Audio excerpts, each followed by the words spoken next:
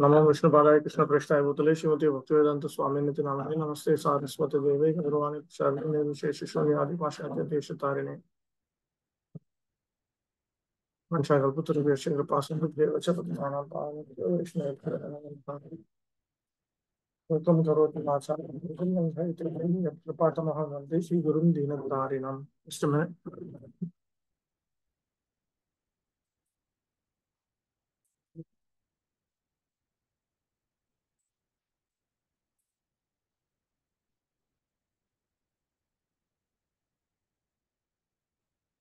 Patience. Om Namo Bhagavate Vasudevaya. Om Namo Bhagavate Vasudevaya. Om Namo Bhagavate Vasudevaya.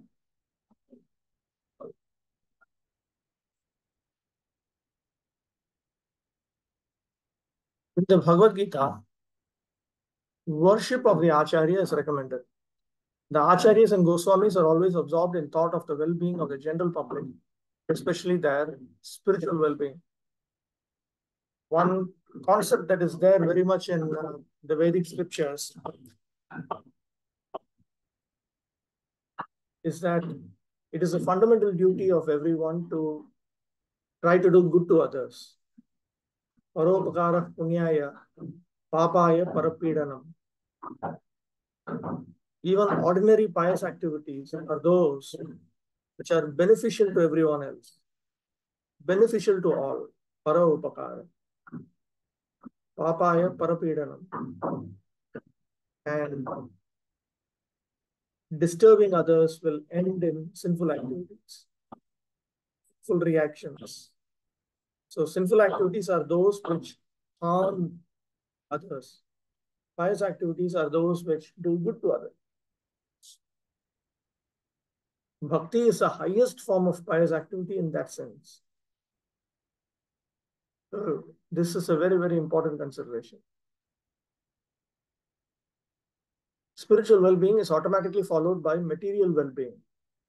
The acharyas therefore give directions in spiritual well-being for people in general, foreseeing the incompetencies of the people in this age of Kali or the iron age of Dwaral. The sages requested that Suta Goswami give a summary of all revealed scriptures because the people of this age are condemned in every respect. Sages therefore inquired of the absolute good, which is the ultimate good for the people. Condemned state of affairs of the people of this age is described as follows. 10.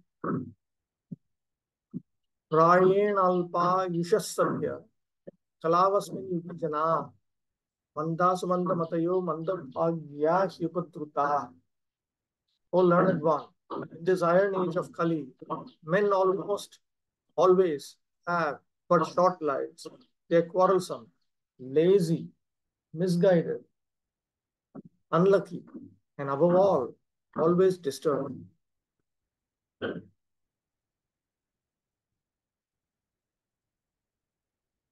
Now the sages might have thought, so for a long period of time, why can't they learn a large number of scriptures and come to the conclusion about what is the essence of the scriptures?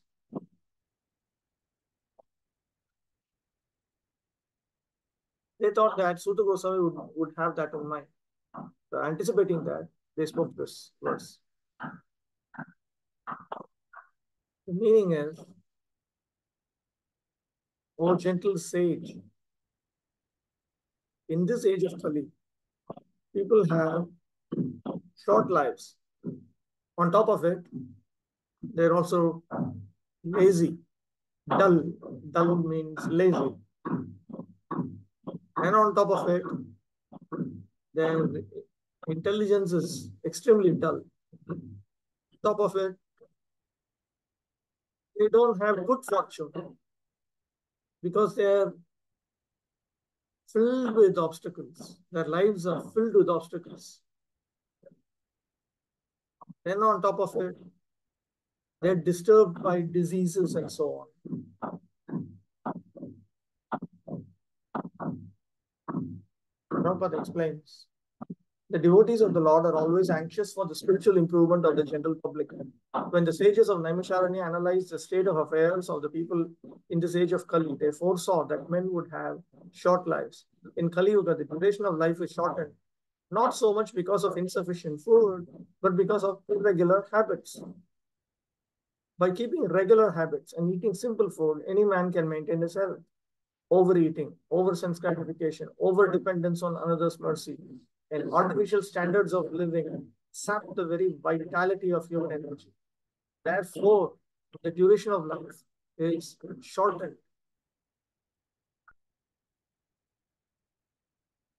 The people of this age are also very lazy, not only materially, but in the matter of self-realization. The human life is especially meant for self-realization. That is to say, man should come to know what he is, what the world is, and what the supreme truth is. Sambandha Jnana. Human life is a means by which the living entity can end all the miseries of the hard struggle for life, material existence, and by which he can return to Godhead, his eternal home. But due to a bad system of education, men have no desire for self-realization. Even if they come to know about it, they unfortunately become victims of misguided teachings. In this age, men are victims not only of different political creeds and parties, but also of many different types of self-gratificatory diversions such as cinema, sports, gambling, clubs, mundane libraries, bad associations, smoking, drinking, cheating, pilfering, bickerings, and so on. Pilfering, stealing, bickering, trolling, and so on. Their minds are always disturbed and full of anxieties due to so many different engagements. In this age, many unscrupulous men manufacture their own religious faiths. You can go to some web directory and just look at the list of religions. It's very interesting. So many religions. It's a madness it is. So many things coming up. Almost every 5 years, at least you'll find one religion. One after another, after another, after another, after another, it's coming.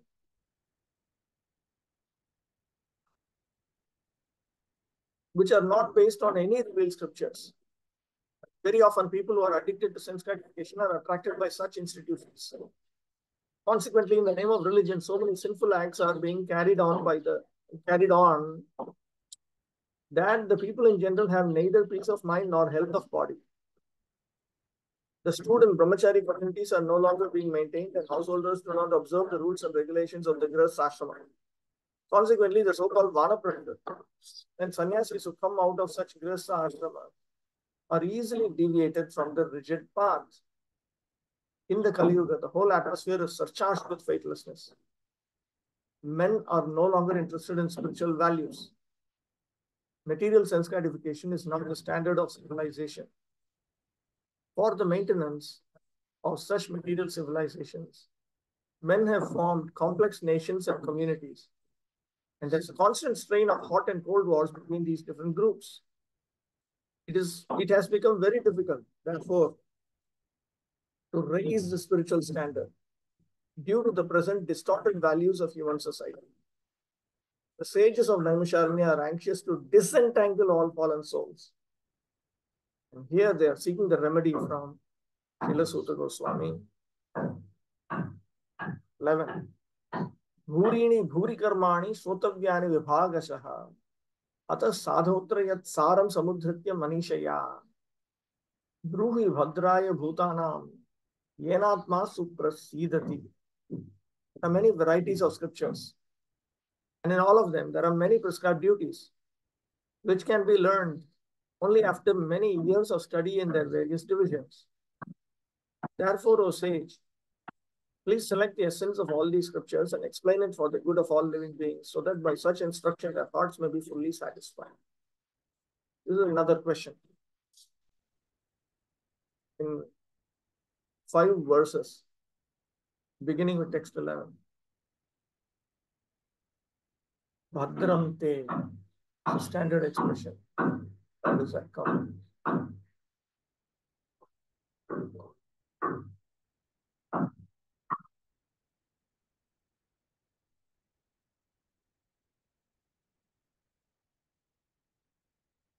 No. That is from text 12. Okay. The reason why they're bringing up this point is they have this concept in their minds. Even if one were to study various scriptures, one will not attain the desired result. That is conveyed through this verse.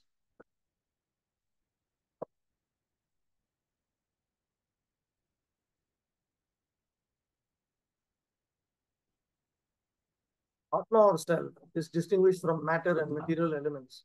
It is spiritual in constitution, and thus it is never satisfied by any amount of material planning.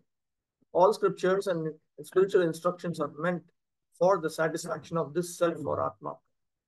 There are many varieties of approaches which are recommended for different types of living beings in different times and at different places. Consequently, the numbers of revealed scriptures are innumerable. There are different methods and prescribed duties recommended in these various scriptures. Taking into consideration the fallen condition of the people in general in this age of Kali, the sages of Naimisharanya suggested that Sri Suta Goswami relate the essence of all such scriptures.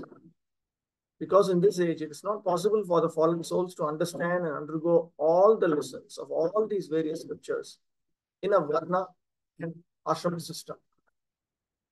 The Varna and Ashrama society was considered to be the best institution for lifting. Is it possible to increase the volume? Right.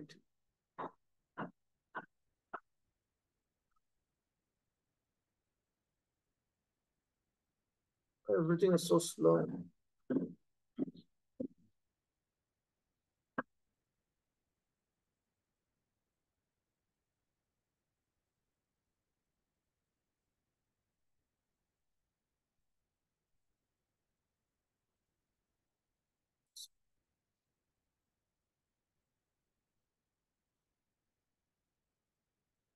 Somebody is doing some construction work.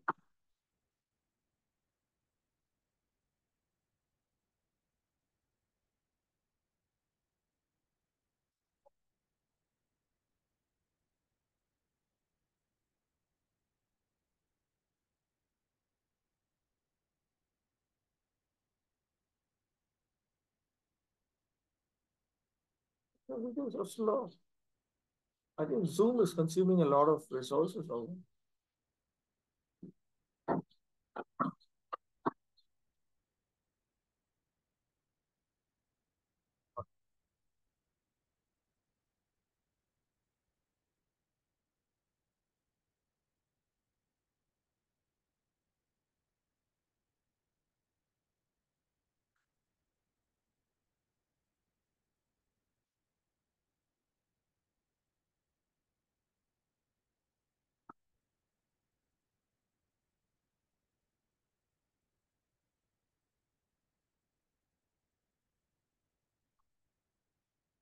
Can you hear me now? Is it any better? It's very nice. Much Now? better than Yes. So you hear that brick breaking and this both at the same time. You can. yes. Whatever. Enjoy it, suffer it, whatever. The Varna and Ashrama society was considered to be the best institution for lifting the human being to the spiritual platform. But due to Kali Yuga, it is not possible to execute the rules and regulations of these institutions. Bhaktivinoda Thakur has explained the logic behind it. He says that the Varnashrama arrangement has various benefits. It can fulfill material desires. It can give various material benefits. But the greatest benefit that it can give is that it can give us sufficient time or sufficient opportunity to engage in spiritual pursuits. That is the highest benefit of the Varnashrama system.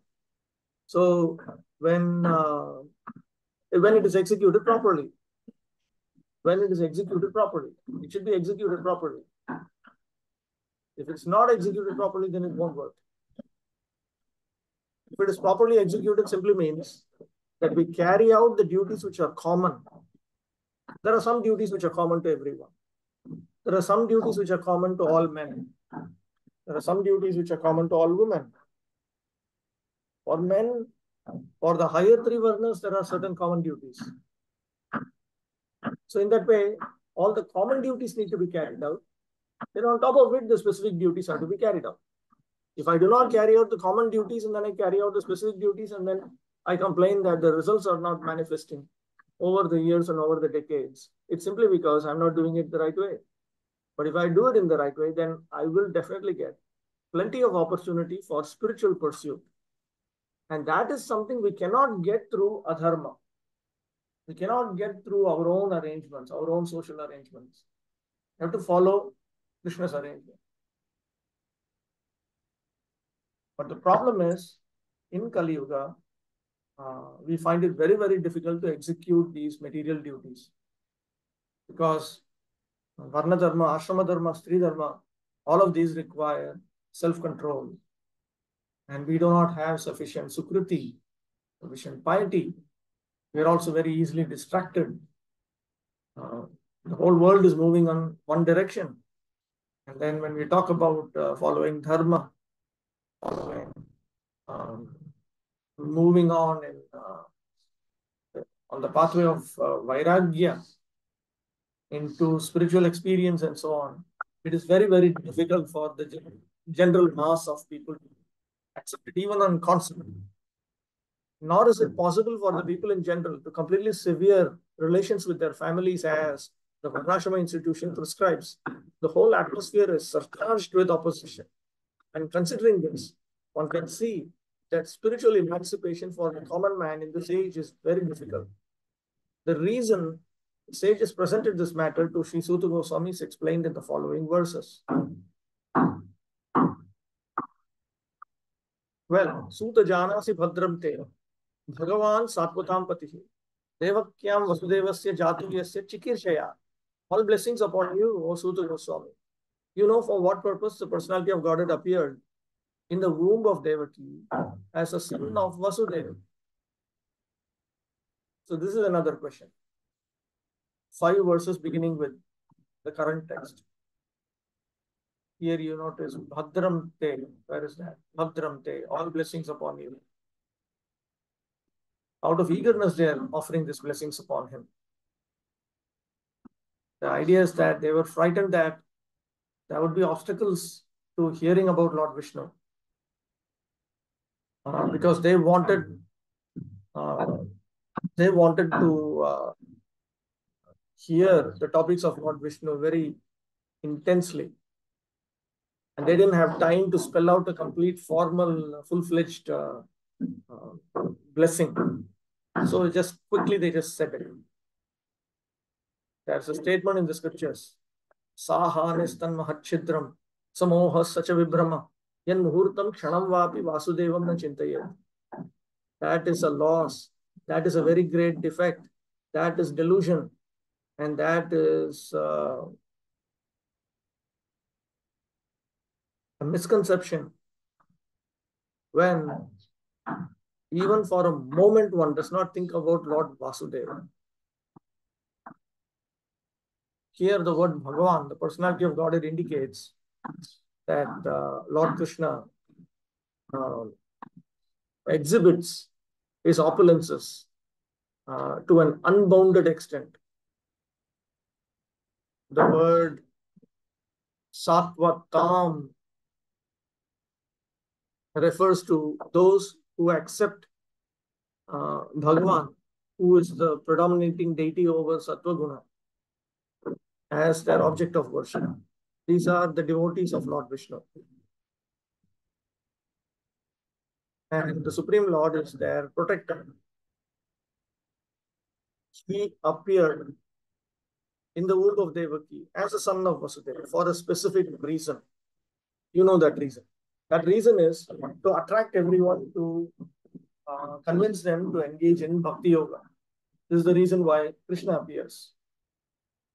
So they are aware of that. They know that Suta Goswami is aware of it. Bhagavan means the Almighty God, who is the controller of all opulences, power, fame, beauty, knowledge, and renunciation. He is a protector of his pure devotees. Although God is equally disposed to everyone, he is especially inclined to his devotees. Sat means the absolute truth. And the persons who are servitors of the absolute truth are called Sattvatas. And the personality of Godhead who protects such pure devotees is known as the protector of the Sattvatas. Bhadram Te, or blessings upon you, indicates the sage's anxiety to know the absolute truth from the speaker.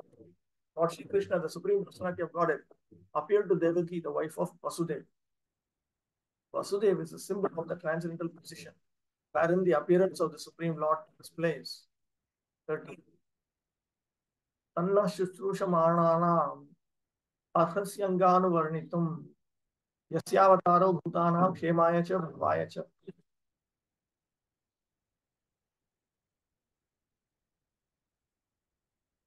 Suta Goswami, we are eager to learn about the personality of Godhead and his incarnations.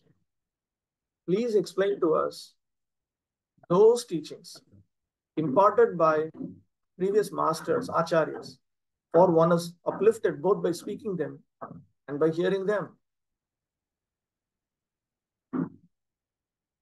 In general, the Lord's incarnation is to protect all the living beings and to help them develop, to help them progress. Conditions for hearing the transcendental message of the absolute truth are set forth herein. The first condition is that the audience must be very sincere and eager to hear, and the speaker must be in the line of disciplic succession from the recognized acharya. The transcendental message of the absolute is not understandable by those who are materially absorbed. Under the direction of a bona fide spiritual master, one becomes gradually purified. Therefore, one must be in the chain of disciplic succession and learn the spiritual art of submissive hearing. In the case of Suta Goswami and the sages of Naimisharanya, all these conditions are fulfilled because Srila Suta Goswami is in the line of Srila Vyasadeva, and because the sages of Naimisharanya are all sincere souls who are anxious to learn the truth. Thus, the transcendental topics of Lord Sri Krishna's superhuman activities, his incarnation, his birth, appearance or disappearance, his forms, his names, and so on are all easily understandable because all requirements are fulfilled. Such discourses help all men on the path of spiritual realization. 14. Aparna samsritim ghora yannama vivasho grinan tata sadyo vimuchyeta yad viveti swayam bhayam.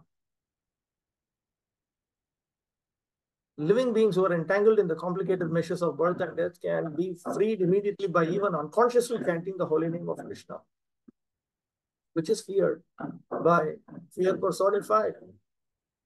So now they are describing his power, his impact, his effect.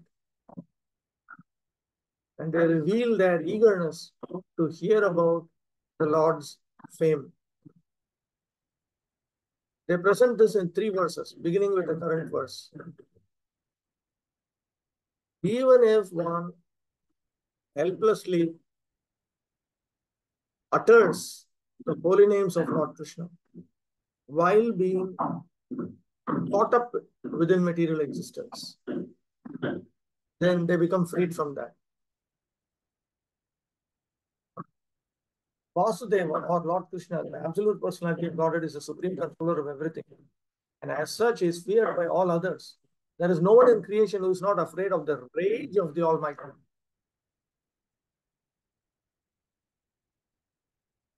Okay? Hare Krishna, Prabhuji. Prabhu, this effect of chanting unconsciously, What? can you please explain? This result of unconsciously chanting, which is mentioned there, immediately Yeah, becoming let's wait free. and see if Prabhupada explains anything. There is no one in creation who is not afraid of the rage of the Almighty. Great asuras like Ravana, Hiranyakashipu, Kamsa, and others, who were very powerful living entities, were all killed by the personality of Godhead. And the Almighty Vasudeva has empowered his name with the powers of his personal self. everything directly related to him is identical with him. It is stated herein that the name of Krishna is feared even by fear personified. This indicates that the name of Krishna is non-different from Krishna. Therefore, the name of Krishna is as powerful as Lord Krishna himself. There is no difference at all. Anyone, therefore, can take advantage of the holy names of Lord Sri Krishna, even in the midst of the greatest dangers. The transcendental name of Krishna, even though uttered unconsciously or by force of circumstances, can help one obtain freedom from the hurdle of birth and death.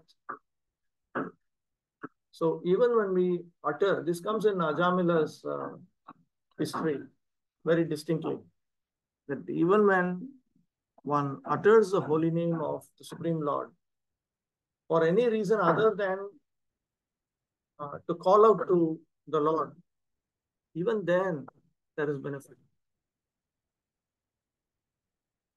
As long as we are humble, we submit ourselves to Krishna's lotus feet, any utterance of Krishna's holy name will be beneficial. Bhaktisiddhanta Saraswati Thakur, in one place, he says, Shri Krishna Naam Ucharana Kei Bhakti Boliya Jani. To understand that simply uttering Krishna's holy name is known as bhakti.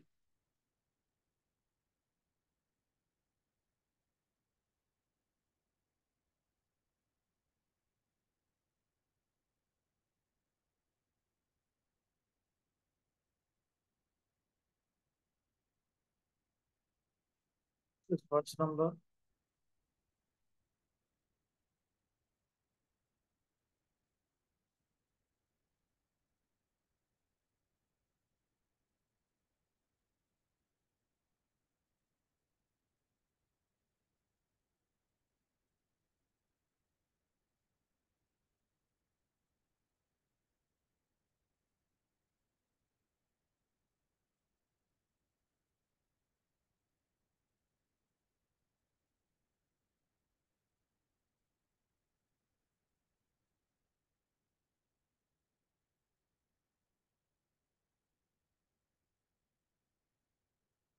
Vashaha has different interesting meanings. Okay, let me put it up here. Madhvacharya quotes from Brahma-vaibhava. Vivasha indicates that if one practices uttering the holy names many times, then he'll be delivered from samsara.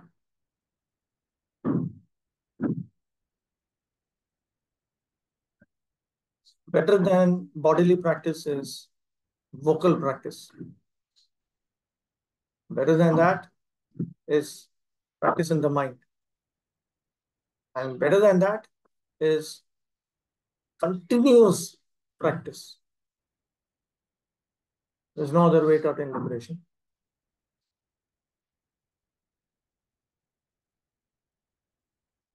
Jiva Goswami says, Vivashaha refers to Visheshena Paradhina San, which indicates that even if one is especially he has been put down, pretty under control under certain social circumstances or whatever, even then.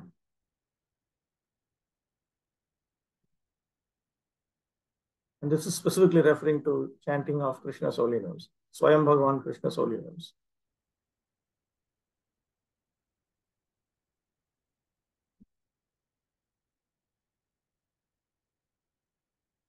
Ghoram, Vivashaha, Samsate, these three words indicate that we will be liberated like Ajamila and others. Even one holy name is feared by fear personified.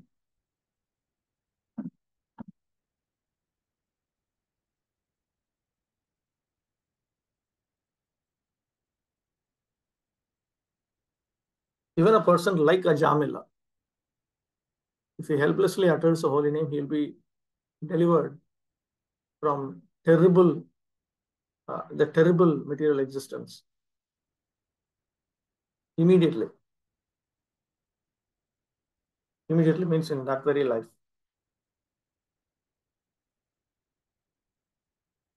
15. Yatpada samshraya suta munayah prashamayana sadyah punantyupasprishta svardhunyaponu sevaya. O Suta, those great sages who have completely taken shelter of the lotus feet of the Lord can at once sanctify those who come in touch with them, whereas the waters of the Ganges can sanctify only after prolonged use.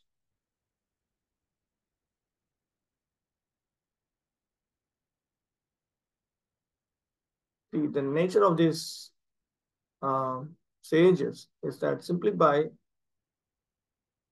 being in their proximity, sannidhi matrena,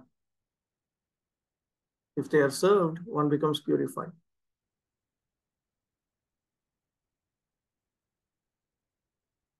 Pure devotees of the Lord are more powerful than the waters of the sacred river Ganges. One can derive spiritual benefit out of prolonged use of the Ganges waters, but one can be sanctified at once by the mercy of the pure devotee of the Lord. In the Bhagavad Gita, it is said that any person, regardless of birth, as Shudra, woman, or merchant, can take shelter of the lotus feet of the Lord, and by so doing, can return to Godhead. To take shelter of the lotus feet of the Lord means to take shelter of the pure devotees. The pure devotees, whose only business is serving the Lord, are honored by the names Prabhupada and Vishnupad, which indicate such devotees to be representatives of the lotus feet of the Lord. Anyone, therefore, who takes shelter of the lotus feet of a pure devotee by accepting the pure devotee as a spiritual master can be at once purified.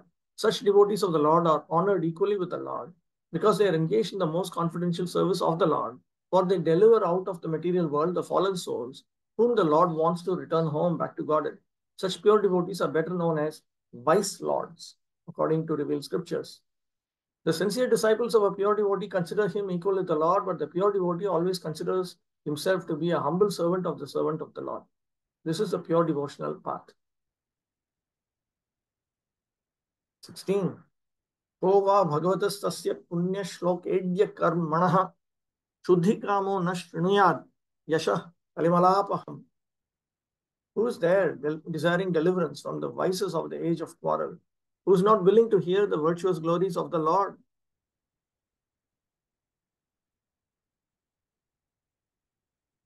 Punya shlokair idyani stavyani karmani yasya tasyesha. There's a reference here to the glories of the Lord, whose activities are fit to be glorified in pious verses. Kalimalapaham, deliverance from the vices of the age of quarrel, refers to becoming pacified from the distresses of material existence. Because it's only in Kali Yuga that material existence is felt very acutely. Prabhupada often talks about the pangs of material existence. When we become very optimistic to experience material happiness, we become very annoyed with this kind of pessimistic description. Pangs of material. You know what is a pang? Pang means that, somebody has pierced so many knives into your body and you're experiencing great difficulty just to breathe. Something like that. But Prabhupada often talks about it, the pangs of material existence. But that is reality, actually. That is reality. Bhakti-siddhanta Saraswati Thakur has stated that material existence is like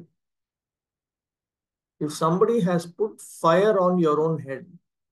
It is possible to put fire on somebody's head. If someone throws kerosene or some inflammable fuel on your head and just lights one matchstick and throws it on it, and the fire itself catches on. So then where do you run? Where will you run? If your own head is on fire, then where will you run? And still, now it is a natural instinct to take help from those who are not in that situation. So Bhakti-siddhanta Saraswati Thakur has pointed out that this is the situation of a person in material existence. And he needs to approach a spiritual master, a bona fide spiritual master, who is not experiencing the pangs of material existence to get relief from that. It is something. Vishwanath Chakravarti Thakur has compared material existence to a forest fire. That also sounds very terrible. Forest fire, or the house is on fire, or something like that. But it is burning us up. It is burning us up. We are being burned through shoka, moha, bhaya, through lamentation, delusion, and fear.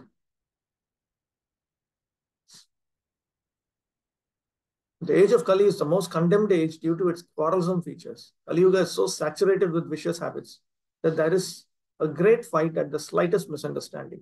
Those who are engaged in the pure devotion service of the Lord, who are without any desire for self-aggrandizement, and who are freed from the effects of fruitive actions and dry philosophical speculations. Prabhupada, Bhaktisiddhanta Saraswati Thakur often talk about this, fruitive actions and dry philosophical speculations. And by implication, it is understood that whimsical pursuits are also discarded, are capable of getting out of the estrangements of this complicated age. The leaders of the people are very much anxious to live in peace and friendship, but they have no information of the simple method of hearing the glories of the Lord. On the contrary, such leaders are opposed to the propagation of the glories of the Lord. In other words, the foolish leaders want to completely deny the existence of the Lord. In the name of secular state, such leaders are enacting various plans every year, but by the insurmountable intricacies of the material nature of the Lord, all these plans for progress are being constantly frustrated. They have no eyes to see that their attempts at peace and friendship are failing. But here is the hint to get over the hurdle. If we want actual peace, we must open the road to understanding of the Supreme Lord Krishna and glorify him for his virtuous activities as they are depicted in the pages of Srimad Bhagavatam. 17. Tasya karmani udarani paringitani suribhi Ruhina Shraddhadhananam Leelaya Dadatah Kala. His transcendental acts are magnificent and gracious, and great learned sages like Narada sing of them.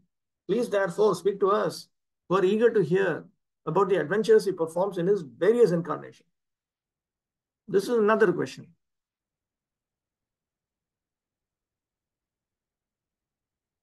He performs various adventures. Vishwasrishtya Dini, such as creating this universe and so on.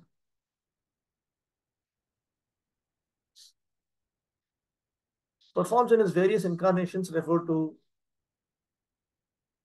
various qualitative incarnations, empowered incarnations, and so on. Like Lord Brahma, Lord Shiva, and so on. The personality of Godhead is never inactive, as some less intelligent persons suggest. His works are magnificent and magnanimous. His creations, both material and spiritual, are all wonderful and contain all variegatedness. They are described nicely by such liberated souls as Chila Narada, Vyasa, Valmiki, Devala, Asita, Madhva, Sri Chaitanya, Ramanuja, Vishnu Swami, Nimbarka, Sridhara, Vishwanath, Baladev, Bhakti-vinod, Siddhanta Saraswati, and many other learned and self-realized souls. These creations, both material and spiritual, are full of opulence, beauty, and knowledge. But the spiritual realm is more magnificent due to its being full of knowledge, bliss, and eternity. The material creations are manifested for some time as perverted shadows of the spiritual kingdom and can be likened to cinemas. They attract people of less intelligent caliber who are attracted by false things. Such foolish men have no information of the reality, and they take it for granted that the false material manifestation is the all in all. But more intelligent men, guided by sages like Vyasa and Narada, know that the eternal kingdom of God is more delightful, larger, and eternally full of bliss and knowledge. Those who are not conversant with the activities of the Lord and its transcendental realm are sometimes favored by the Lord in his adventures as incarnations, wherein he displays the eternal bliss of his association in the transcendental realm. By such activities, he attracts the conditioned souls of the material world. Some of these conditioned souls are engaged in the false enjoyment of material senses, and others in simply negating their real life in the spiritual world. These less intelligent persons are known as karmis or fruity workers, and jnanis or dry mental speculators. We can also subcategorize the karmis and jnanis. Karmis who accept, if by karmi you are talking about those who are trying to enjoy the material world, the yogis, and the jnanis are those who are trying to give up this material world, tyagis, then definitely it is possible to categorize them further.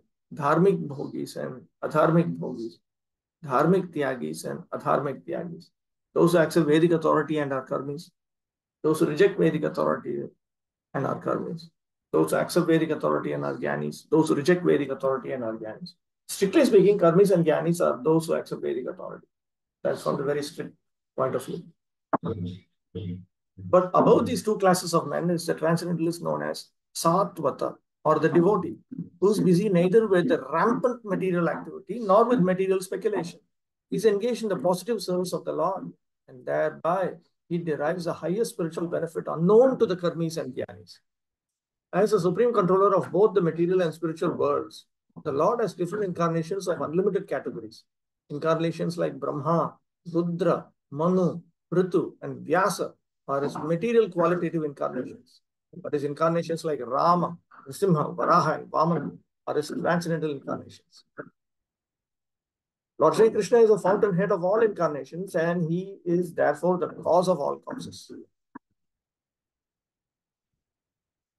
18. Asakyahi Hare Jiman Avatar Kathashva Leela Vidhata Swairam Ishvara Syatma Maya Ya.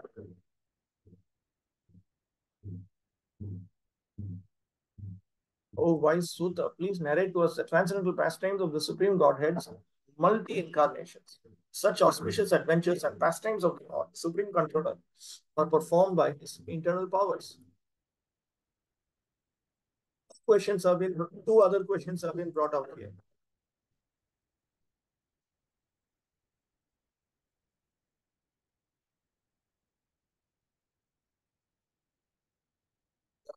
Question about the incarnations are pertaining to how he protects this world whenever he gets opportunities. Then there are pastime incarnations like Matsya, Kurma, Varaha, and so on. The question pertaining to Lord Krishna's activities was a part and parcel of the question about the purpose for his descent as Sri Krishna, Swayam Bhagavan Krishna. For the creation, maintenance, and destruction of the material worlds, the Supreme Lord, Personality of Godhead, himself appears in many thousands of forms of incarnations, and the specific adventures found in those transcendental forms are all auspicious. Both those who are present during such activities and those who hear the transcendental narrations of such activities are benefited. 19. Vayam tuna vitrapyama uttama shloka vikrame yakshanvatam rasagyanam swadu swadu pade pade. We never tire of hearing the transcendental pastimes of the Personality of Godhead, who is glorified by hymns and prayers. Those who have developed a taste for transcendental relationship with him relish hearing his pastimes at every moment.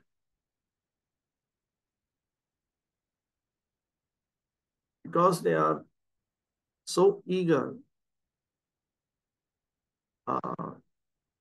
again and again they submit that they are not bored with repeated hearing about his activities.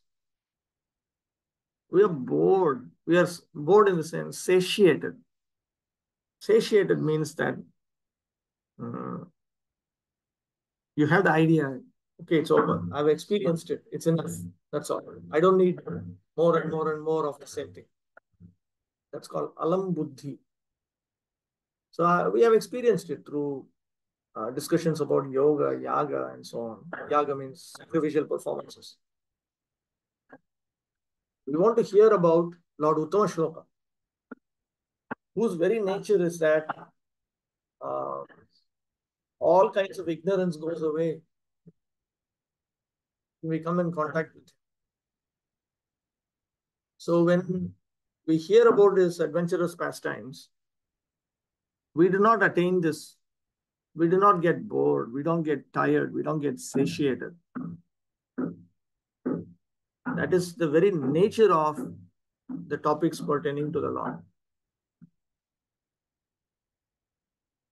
One can be satiated the way when we eat a lot, the stomach is satisfied. That could be one reason for saying, okay, this is enough. This feeling of enough. I don't want more. That could be one reason. Another reason could be that you are simply not experienced in the unique tastes of Krishna Katha, pure Krishna Katha. Or else you may not have a specific taste or relish. That could be another reason. So, Sridhar Swami notes that the ear is not like the stomach, indicates that it's not like the stomach. You can go on putting as much as you want. The stomach, you can only put a certain small limited quantity. The ear is not like that. You can put in as much as you want.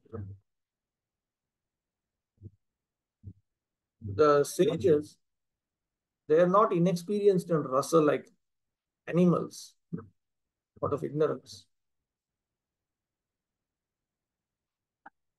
Apart from that, it is not like simply taking, for instance, chewing sugarcane juice. Once you take it, you have taken out all the juice. Then the juice is gone. Then you can no longer go on experiencing it. No? So Krishna Katha does not have that feature. Every step, it becomes tastier and tastier and tastier.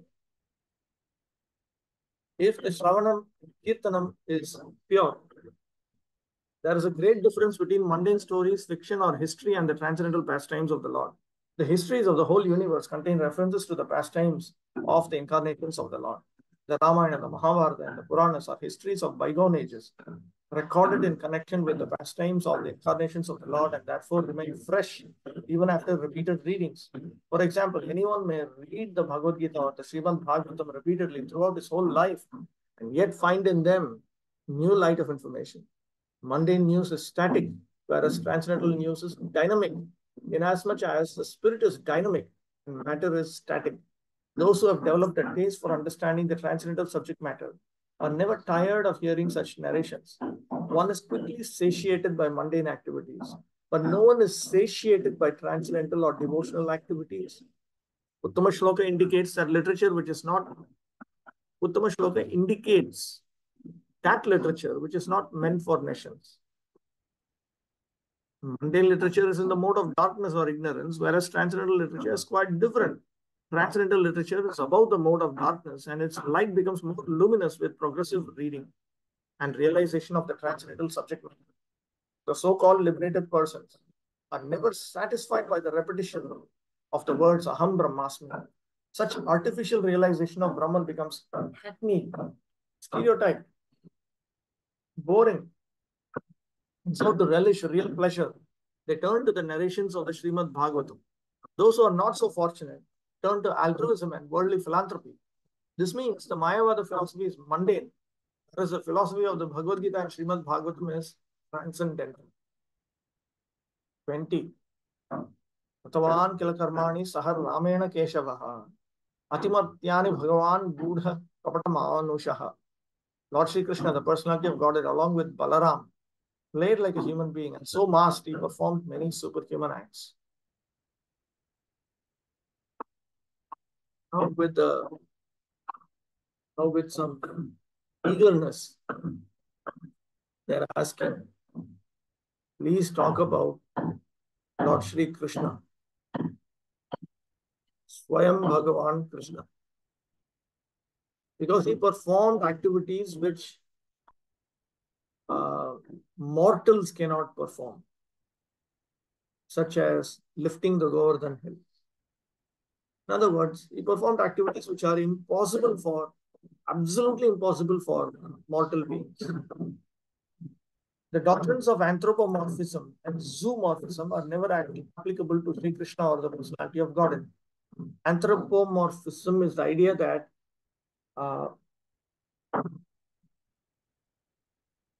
God is some kind of glorious human being.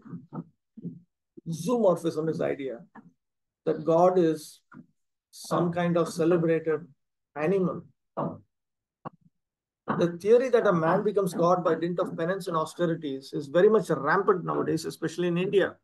Since Lord Ram, Lord Krishna, and Lord Chaitanya Mahaprabhu are detected by the sages and saints to be the personality of Godhead as indicated in revealed scriptures, many unscrupulous men have created their own incarnations. This process of concocting an incarnation of God has become an ordinary business, especially in Bengal. Any popular personality with a few traits of mystic powers will display some feat of jugglery and easily become an incarnation of God by popular vote. Lord Sri Krishna is not that type of incarnation. He was actually the personality of Godhead from the very beginning of his appearance. He appeared before his so-called mother as four-armed Vishnu. Then at the request of the mother, he became like a human child and at once left her for another devotee at Gokula, where he was accepted as the son of Nanda Maharaj and Yashoda Mata. Similarly, Sri Baladev, the counterpart of Lord Sri Krishna, was also considered a human child born of another wife of Sri Vasudeva. In the Bhagavad Gita, the Lord says that his birth and deeds are transcendental, and that anyone who is so fortunate as to know the transcendental nature of his birth and deeds will at once become liberated and eligible to return to the kingdom of God. So knowledge of the transcendental nature of the birth and deeds of Lord Sri Krishna is sufficient for liberation. In the Bhagavatam, the transcendental nature of the Lord is described in 9 cantos, and in the 10th canto, his specific pastimes are taken up. All this becomes known as one's reading of this literature progresses. It is important to note here, however, that the Lord exhibited his divinity even from the lap of his mother, that his deeds are all superhuman. Ati Madhya. He lifted Govardhan Hill at the age of 7. That all these acts definitely prove him to be actually the Supreme Personality of Godhead. Yet due to his mystic covering, he was always accepted as an ordinary human child by his so-called father and mother and other relatives. Whenever some Herculean task was performed by him, the father and mother took it otherwise, and they remained satisfied with unflinching parental love for their son. As such, the sages of Naimisharanya describe him as apparently resembling a human being, but actually he is the Supreme Almighty Personality. God. 21. Kalimagatam Adhyaya. Kshetresmin Vaishnave Vayam. Asina Dirgha Satrena Kathayam Sakshana Hare. Knowing well that the age of Kali has already begun, we are assembled here in this holy place to hear at great length the transcendental message of Godhead, and in this way perform sacrifice.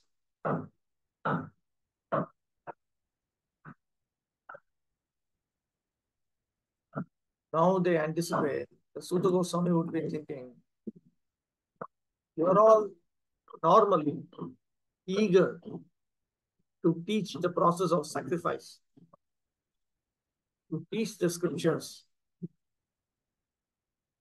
First of all, where will you get the time to hear all these things? Asking so many questions. The answer to this will be very elaborate. Where do you have the time for it?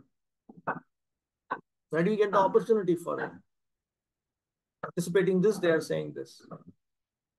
No, we knew that Kali Yuga has come.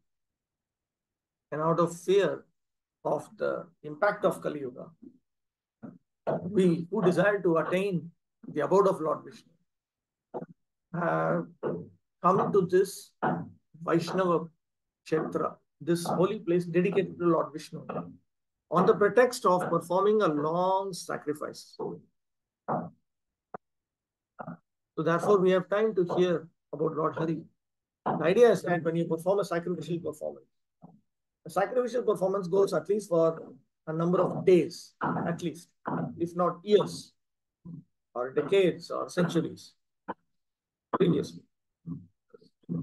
So in the sacrificial performance, there are particular things you do at particular times of the day. So there is a time for hearing scriptures. So that is what they are referring to here. This age of Kali is not at all suitable for self-realization by the methods practiced in Satya Yuga, the golden age, or in Treta or Dwapar Yuga, the silver and copper ages. For self-realization, the people in Satya Yuga, living a lifetime of 100,000 years, were able to perform prolonged meditation. And in Dwapar Yuga, when the duration of life was 1,000 years, self-realization was attained by worship of the Lord. But in the Kali Yuga, the maximum duration of life being 100 years only, and that combined with various difficulties, the recommended process of self-realization is that of hearing and chanting of the holy name, fame, and pastimes of the Lord.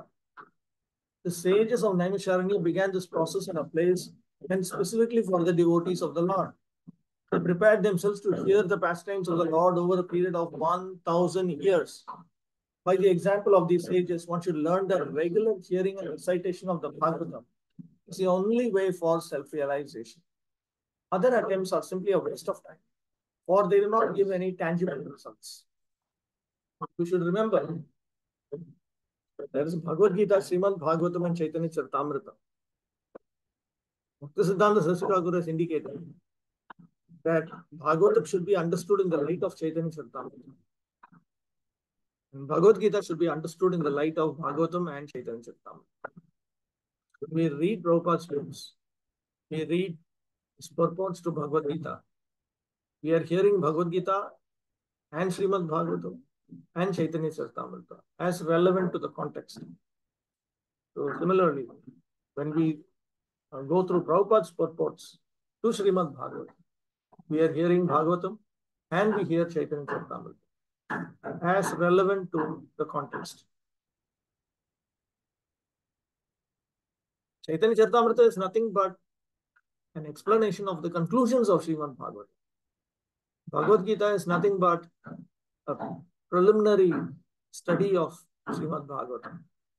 It is an introduction to Srimad Bhagavatam, you can say. And Chaitanya Charitamrita is the conclusion to Srimad Bhagavatam. Other attempts are simply a waste of time, for they do not give any tangible results. Lord Sri Chaitanya Mahaprabhu preached the system of Bhagavata Dharma, and he recommended that all those who were born in India should take the responsibility of broadcasting the messages of Lord Sri Krishna, primarily the message of the Bhagavad Gita. What is this?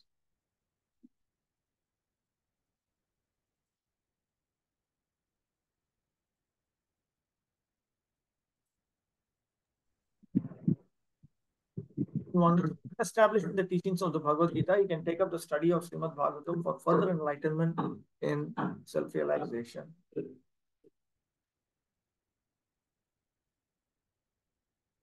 Okay. Hare Krishna, Prabhu. Prabhu, I just missed who said those lines that Srimad Bhagavatam should be understood in light of Chaitanya Charitamrita and other lines. Bhagavad Gita should be understood in the light of Srimad Bhagavatam and Chaitanya Charitamrita. And these are statements by? Now, Bhaktisiddhanta Saraswati Thakur indicated that Chaitanya Charitamrita is the actual book to be studied, but the other scriptures are meant to be studied in the light of Chaitanya Charitamrita. Specifically, that's the hierarchy of this nature. Bhagavad Gita, then Srimad Bhagavatam, then Chaitanya Charitamrita. This Prabhupada has made it easy for us because he's already worked it out and given it to us. Yes, bro. Yeah. 22. Tomna santarshito dhatra dustaram nistitirshapam kalim sattvaharam pumsam karnadhara ivarnam. We think that we have met your goodness by the will of providence, just so that we may accept you as captain of the ship for those who desire to cross the difficult ocean of Kali, which deteriorates all the good qualities of a human being.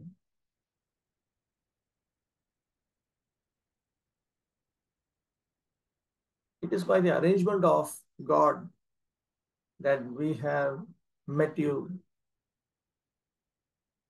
That is the point. So they are congratulating Suta Goswami here. The difficult ocean of Kali actually refers to the difficult ocean of material existence itself.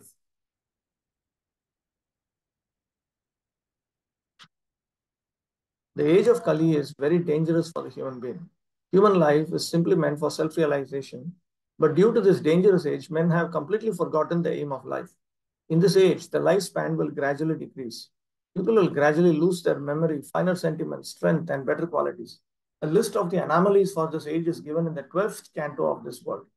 And so, this age is very difficult for those who want to utilize this life for self-realization.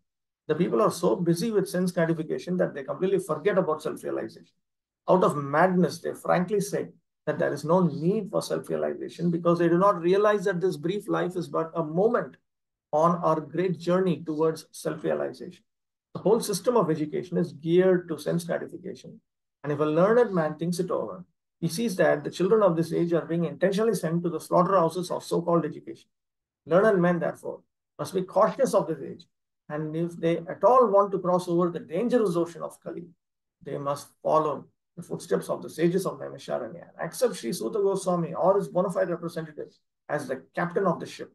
The ship is the message of Lord Sri Krishna in the shape of the Bhagavad Gita or the Srimad Bhagavatam. So we need a ship and we need a captain to help us ride that ship. 23. Bruhi Yogeshware Krishne Brahmanye Dharma Varmani Swam Kashtham Adhunopete Dharma Kam Sharanam Gataha. Since Sri Krishna, the absolute truth, the master of all mystic powers, has departed for his own abode, please tell us to whom the religious principles have now gone for shelter. Again, this is another question. The Lord has gone to his own area, which is non-different from him. The answer to this question will be presented in the next chapter, in the text beginning with Krishne Swathamo Bhagate Dharma Jnana Divissaha. Religion consists of the prescribed codes enunciated by the personality of Godhead himself. Whenever there is gross misuse or neglect of the principles of religion, the Supreme Lord appears himself to restore religious principles. This is stated in the Bhagavad Gita 4.8. Here the sages of Naimisharanya are inquiring about these principles. The reply to this question is given later. The Srimad Bhagavatam is a transcendental sound representation of the personality of Godhead, and thus it is a full representation of transcendental knowledge and religious principles. 2. Divinity and divine service. 1. Vyasa Vacha. Iti samprashna samhrishto vipranam rauma harshani. Pratipujya vachastesham pravaktum upachakrame. Sri Vyasadeva said, Ugrashrava Suta Goswami, the son of Romaharshana, being fully satisfied by the perfect questions of the Brahmanas, thanked them and thus attempted to reply. Tadevam prathamedhyaye shatprashna munibhishrata dvitiye tu utaram sutas chaturna maha cheteshvatha. So in this way, in the first chapter, 6 questions have been asked by the sages. Now in the second chapter, Suta Goswami provides an answer to the first 4 questions. I don't remember if it's the first 4, but he provides an answer to 4 questions. The second chapter.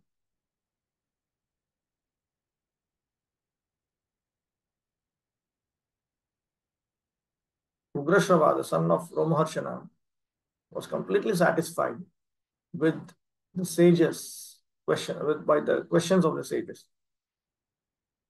So he reciprocated by offering respects to them. And then he began to speak. The sages of Naimisharanya asked Suta Goswami 6 questions, And so he is answering them.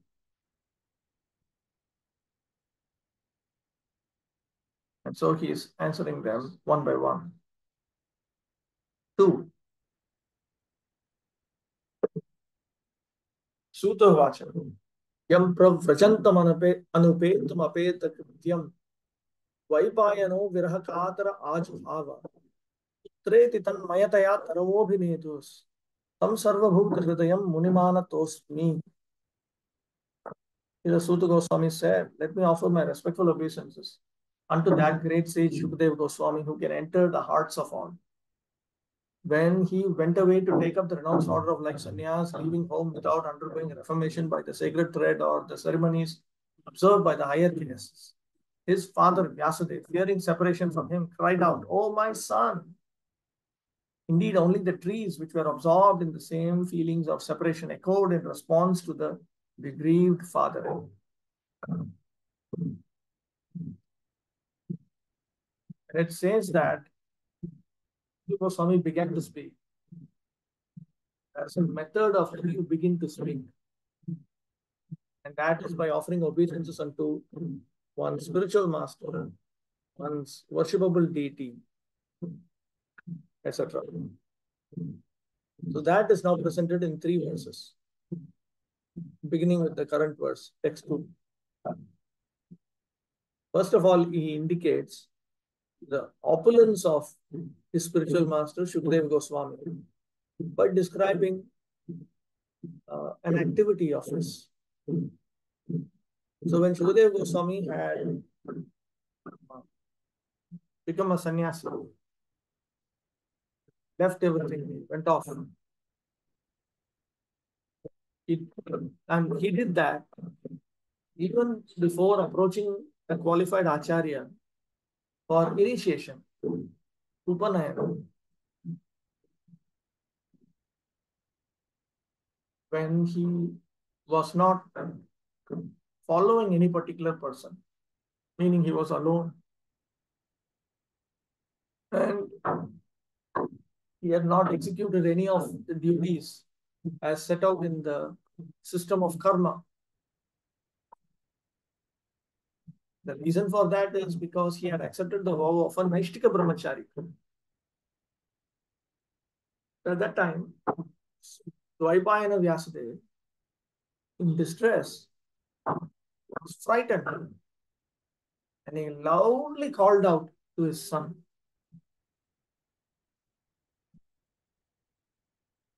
At that time, Shukadeva Goswami, in the form of those trees, responded back. He gave an answer to his father to help the father get out of the bondage of affection for him. I offer my obeisances unto that sage. How is it that he was able to respond to his father as those trees? That is because on the strength of his mystic power, he is able to enter into the minds of all the creatures. So he was able to enter into the minds of the trees. He was able to echo back.